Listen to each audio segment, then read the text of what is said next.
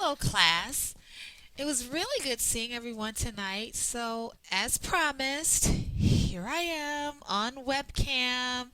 I will go through the lesson and the PowerPoints with my voice, but I told you that you got to see me at least once. At least I'm trying it. So, I'll see how this works. But anyway, I had fun in class tonight. Um, I am looking forward to seeing part two of everyone's project and basically seeing you next week. So I think next week we have Paul for your presentation. So um, looking forward to that. And we will now go on with our lesson and we'll continue our discussion regarding managerial decision making. So, as we discussed in class, our objectives for this week um, is to focus on why decision making is an important component of good management. As we know, every organization grows, prospers, or fails as a result of decisions made by its managers. So, we want to talk more about why that's important. Also, we want to learn about the difference between programmed and non programmed decisions and the decision characteristics of risk, uncertainty, and ambiguity. Also, we're going to describe and get into some of the models of decision making and their application. So, we're going to um, discuss the ideal and rational models for making decisions. Also, we are going to identify the steps used in managerial decision making, as well as dive deeper into our four personal decision styles used by managers. As you realize today, we all identified our styles. So we're going to go into deeper about what that means, what they are, and how they can be leveraged by managers. And finally, we're going to discuss the advantages and disadvantages of participant decision making. So managers scout for problems. They make decisions for solving them and monitor also the consequences to see whether additional decisions are required. Good decision making, as you guys know, is vital to part of good management because the decisions determine actually how the organization will solve its problems, allocate resources, and also accomplish their goals. The business world is full of evidence of both good and bad decisions, as we know. So, for example, CEO Robert Iger is a revamping Disney's old media or is revamping Disney's old media image with its decision to make popular television programs from ABC and other Disney channels available free of charge on the web, a first really in the industry. Cadillac managers ditched snuffy golf and yachting sponsorships and instead tied in with top Hollywood movies, which was a decision that actually boosted their sales by 43%. While, on the other hand, Maytag's decision to introduce the Neptune Drying Center was a complete flop. Or let's consider the decision of Timex managers to replace the classic tagline, "It takes a licking and keeps on ticking." You guys may not know what I'm talking about, but I remember this. Um, or with the bland tagline, "Life is ticking." So the desire to modernize their company's image led Timex managers to ditch one of the most recognizable advertising slogans in the world in favor of a lame and rather depressing new one. So, as you see, decision making is not easy. It must be done amid ever changing factors, unclear information most times, and conflicting points of view. So, let's just discuss a few questions. We just ask you. So, think about when a manager makes a well reasoned decision, do you think the next course of action is implementation? Think about that for a second. So the answer is one of the most common mistakes is for a manager to move ahead on a course of action without getting support from colleagues and subordinates. It's usually necessary to build a coalition before implementation. So yay! I know we had an activity today where we discussed maybe um, utilizing a coalition to solve a unethical decision um, that was made by a company. So you guys were right. Paul, I don't know. You were partially right. You went for option three. All right. So think about this one. Do you think it is almost always better to get full agreement from others when making a decision as a manager or not? Well, the answer to this question is it is good to get buy-in from others on your team. Absolutely, but make sure that you do so with brainstorming and debate and do not fall into groupthink, which we'll talk about. So, what is a decision? A decision is a choice made from available alternatives. Decision making is the process of identifying problems and opportunities and then resolving them. So, decision making involves effort both before and after the actual choice. So, programmed and non programmed decisions. So, programmed decisions involve situations that have occurred often enough to enable decision rules to be developed and applied in the future. So, program decisions are made actually in response to recurring organizational problems. So, once managers formulate decision rules, subordinates and others can actually make decisions, freeing managers for other tasks. So, these are good. On the other hand, non program decisions are made in response to situations that are unique, poorly defined, largely unstructured, and likely to have important consequences for the organization. So, non program decisions often involve strategic planning because uncertainty is great and decisions are complex. So, decisions to like build a new factory, develop a new product or service, or enter a new geographical market or relocate headquarters are often non program decisions.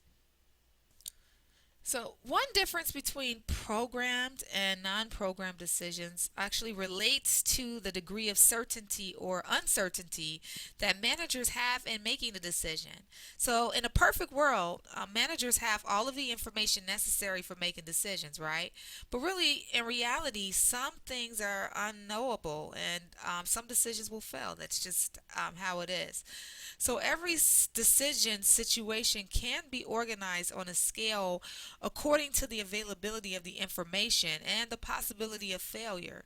So the four positions on that scale are certainty, risk, uncertainty, and ambiguity. Certainty means that all of the information the decision maker needs is fully available. So we are certain we have all the information, so it's easy enough to make that decision. Few decisions are actually certain in the real world, as we know. Most contain risk or uncertainty. Risk actually means that a decision has clear cut objectives and good information available, but the future outcomes associated with each alternative are subject to chance. So, enough information is available to allow the probability of a successful outcome for each alternative to be estimated. Uncertainty means managers know which goals they wish to achieve, but information about alternatives and future outcomes is incomplete. So, factors that may affect a decision, such as price, production costs, volume, or future interest rates, are difficult to analyze and predict. And finally, ambiguity means that the goals to be achieved or the problem to be solved is unclear. And alternatives are difficult to define, and the information about the outcomes is unavailable. Ambiguity has been called a wicked decision problem because it conflicts over goals and decision alternatives, which change circumstances, fuzzy information, and unclear linkages among decision elements. So, yuck. We don't like ambiguity at all. Okay, so decision making models. The approach that managers use to make decisions usually fall into one of three types: the classical model, the administrative model, or the political model. The choice of the model really depends on the manager's personal preference and whether the decision is programmed or non programmed. and also the degree of uncertainty associated with that actual decision. So let's first talk about the classical model. The classical model of decision making is based on assumptions that managers should make logical decisions that will be in the organization's best economic interests. Those four assumptions for this model include the decision maker operates to accomplish goals that are known and agreed upon. The other assumption is that the decision maker strives for conditions of certainty, gathering complete information. The third assumption to this is that criteria for evaluating alternatives are known. And finally, the fourth assumption is that the decision maker is rational and uses logic to assign values, order preferences, evaluate alternatives, and make decisions to maximize goals. So, those are the assumptions that really drive the classical model. The classical model is considered to be normative, defining basically what that means is that it defines how a decision maker should make decisions and provides guidelines for reaching an ideal outcome for the organization. The value of the classical model has been really to help decision makers be more rational, and it represents an ideal model of decision making, really, that's often unattainable, really, by real people and real organizations. It works best when applied to program decisions and to decisions characterized by uncertainty or risk because relevant information is available and probabilities can be calculated. So, now let's talk about the real deal. Let's talk about how most people or how managers actually make decisions. So, um, let's talk about the administrative model, right? This is another approach to decision making. It is considered to be descriptive, meaning that it describes how managers actually make decisions in complex situations rather than dictating how they should make decisions according to that theoretical ideal model. The administrative model for decision making is based on the work of someone by the name of Herbert A. Simon, who proposed two concepts that were instrumental in shaping that model.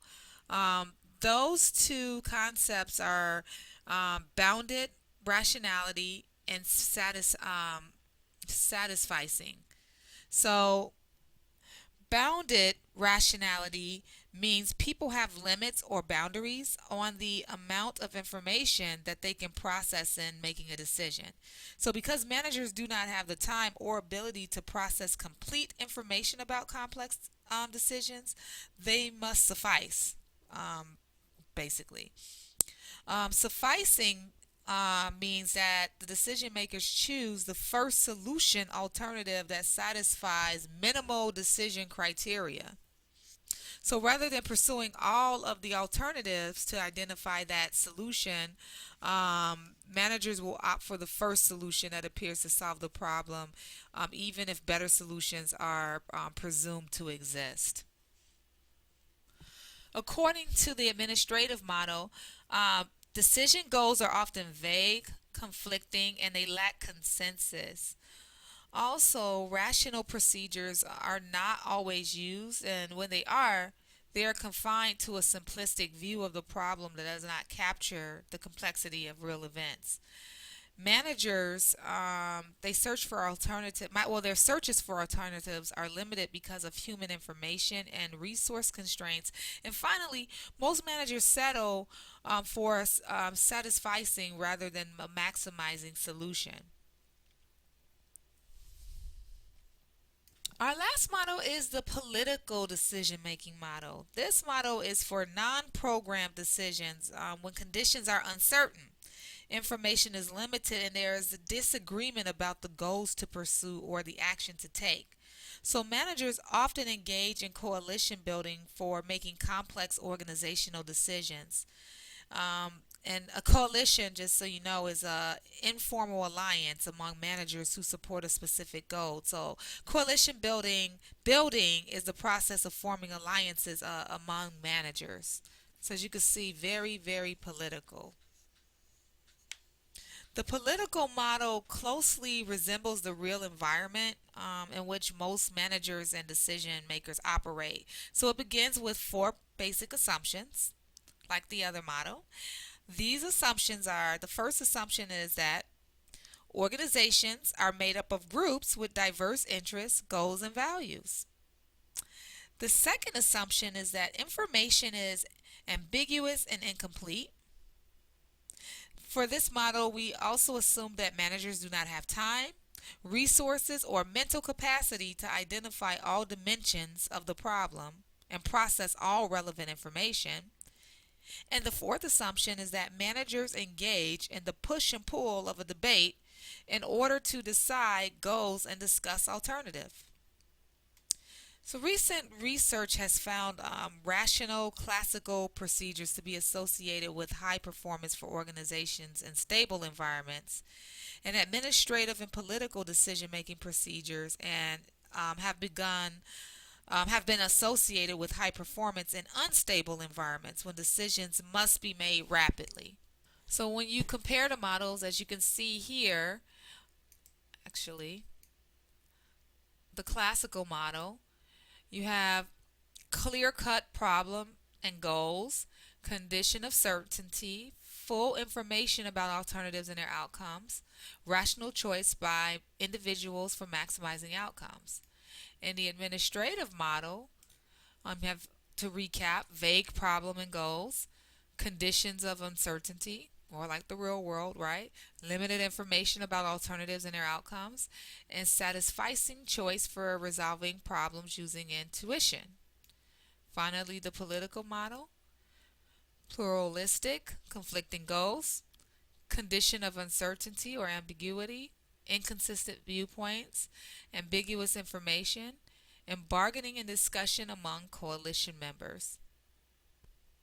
So there are 6 steps to the managerial decision making process. The first one being recognition of the decision requirement.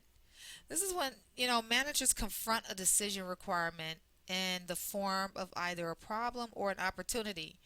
And a problem occurs when organizational accomplishment is less than established goals. So we're not really accomplishing our goals, so that's a problem. An opportunity exists when managers see the potential accomplishments that exceed current goals. So, awareness of a problem or opportunity is the first step in the decision sequence and requires surveillance of the internal and external environment for issues that merit executive attention. The second step is diagnosis, right? Diagnosis and analysis of causes. Diagnosis is the step in which managers analyze the underlying causal factors associated with the decision situation. Studies actually recommend that a series of questions be asked during this step. Some of the questions include: what is the state of disequilibrium affecting us? When did the problem, or when did it occur? Where did it occur? How did it occur? To whom did it occur? What is the urgency of the problem? What is the interconnectedness of events? And what result came from which activity? So now the third step we move for decision making is development of alternatives. So the next step is to develop a possible alternative solution that will respond to the needs of the situation and correct those underlying causes. So for a program decision, feasible alternatives are often available within the organization's rules and procedures. But for non-program decisions, they require developing new courses of action that will meet the needs of the company. Our fourth step in the decision making process is selection of the desired alternatives, right? So we develop the possible alternatives. So now let's select the alternative. So Um, the best alternative is one in which the solution best fits the firm's overall goals and values and achieves the desired results using the fewest resources. So the manager tries to select the choice with the least amount of risk, of course, and uncertainty because that's how we all operate. That's human nature. So basically, making choices also depends on managers' personality factors and willingness to accept the risk and uncertainty. So the risk propensity is the willingness to undertake risk with the opportunity of gaining an increased payoff. So consider that, for example, you are a busy partner in a legal firm and an experienced administrative assistant complains of continued headaches, drowsiness, dry throat, and occasional spells of fatigue and flu. She tells you she believes air quality in the building is bad and would like something to be done. Well, how would you respond? And so, you have to figure out, well, all right, what's the issue? Let's diagnose this. Um, um, and what are our alternatives and what can be done about it, because this is kind of sticky situation here. So once you choose your alternative, now you have to implement it. The implementation of a chosen alternative involves the use of managerial, administrative, and your persuasive abilities to ensure that the chosen alternative is carried out.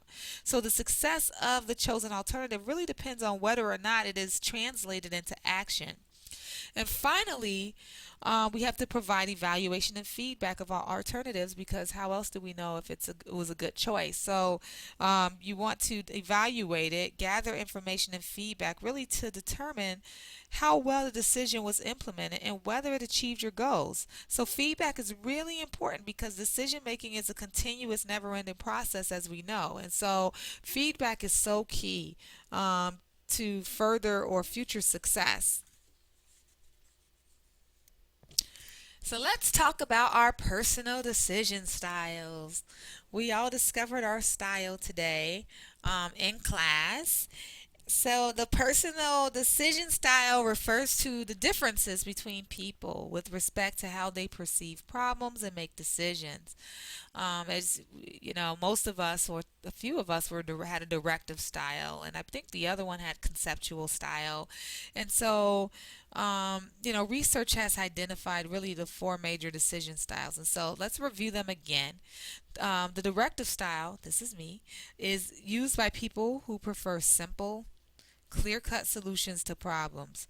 Versus an analytical style manager, they like to consider those complex solutions based on as much data as they can gather.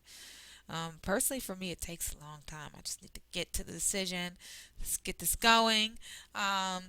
People who tend to lean toward a conceptual style also like to consider a broad amount of information.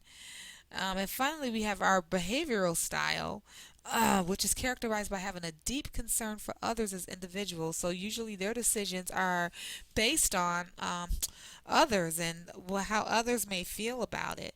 So, but actually, most managers really have this dominant decision style based on research. The most effective managers are able to shift really among the styles as needed to meet the situation. So, Paul, maybe what was telling you when you did your survey, since you like evenly had three across three, is that maybe that's actually a clue that you might be the most effective manager amongst our group. Because you're able to float and adapt based on styles.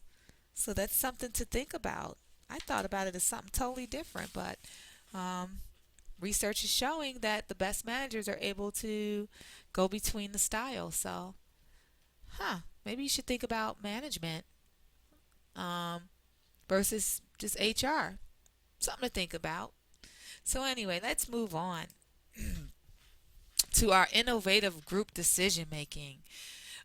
In many industries, the rate of competitive and technological change is so extreme that opportunities are fleeting and clear, and clear, complete information is so seldom. And the cost of slow decision making really means lost business or even company failure most times. So, um, think about this. Do these factors mean that managers should make the majority of decisions on their own? Well, no, actually, just really the rapid pace of business environment calls really for just the opposite. That is, for people throughout the organization to be involved in the decision making process and to have the information, skills, and freedom that they need to respond immediately to the problems and questions. So, managers do make some decisions as individuals, but really, decision makers more often are usually part of a group. So, major decisions really are rarely made entirely by an individual in the business world today. So, one of the best known techniques for rapidly generating creative alternatives is brainstorming. Brainstorming, for those that may be unfamiliar with it, uses a face to face group to spontaneously suggest a broad range of alternatives for decision making. So, the keys to effective brainstorming are that people can build on one another's ideas. And all of the ideas are acceptable no matter how crazy they seem to be because we're just throwing them out there, right? We're really just brainstorming. And so, criticism and evaluation are not allowed. One drawback of brainstorming is groupthink. Groupthink is a situation in which people in a group want to conform to what others are saying more than they want to find the best solution. So, another technique is electronic brainstorming, also called brain writing. This brings people together in an interactive group over a computer network. So, we probably do this a lot in our online courses. Recent studies actually show that electronic brainstorming generates about 40% more ideas than individual brainstorming alone, and 25 to 200% more than groups. Um, I'm sorry, an important key to better decision making under conditions of uncertainty is to encourage a rigorous debate of an issue at hand. Ooh, we know we love those debates. So good managers recognize, and we mean healthy debates, right? So good managers recognize um, that constructive conflict based on different points of view can focus a problem and clarify ideas and also stimulate creative thinking. So remember our rules to feedback or the guidelines to feedback that I gave you guys for presentations. It's really based on this concept because some things we will have healthy debates on. And so following a good model for feedback is helpful for success. Um, and so there are, several ways to do this. We've seen them, such as devil's advocate, counterpoints, things like that. But we want to always try to avoid groupthink. Um, groupthink really it has a tendency for people in groups to suppress contrary opinions. So when people slip into groupthink, the desire for harmony, because you don't want to be the one to stir the pot, so you just go along with people, really outweighs concerns over decision quality.